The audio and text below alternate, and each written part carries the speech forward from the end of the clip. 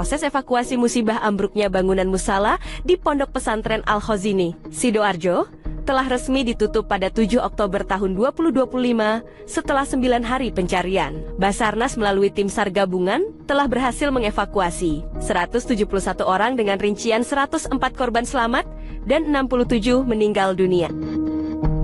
Kini, kasus tersebut masuk ke tahap penyidikan oleh Polda Jawa Timur dan telah memanggil 17 saksi dari berbagai kalangan untuk mendalami dugaan tindak pidana. Penyelidikan akan difokuskan pada pihak-pihak yang relevan dengan insiden, sementara identifikasi korban dilakukan secara ilmiah oleh DVI Polda Jatim. Sekalian, terkait dengan hasil kelanjutan yang disampaikan oleh Bapak Kapolda kemarin untuk penanganan proses hukum dari robohnya Pondok Pesantren Al-Khazini Sidoarjo, kami dari Polda Jawa Timur telah melakukan gelar perkara. Jadi kemarin sudah dilakukan gelar perkara yang kemudian hasilnya untuk sejak kemarin juga telah dilakukan peningkatan status dari proses penyelidikan menjadi penyidikan.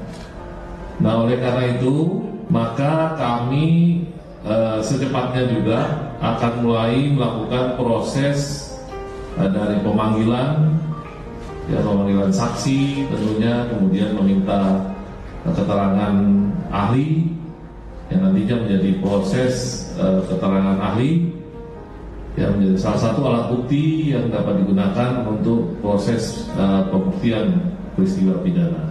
Proses pemeriksaan saksi tentunya nanti ada yang perlu kami dalami. Jadi prosesnya tentu bisa berulang.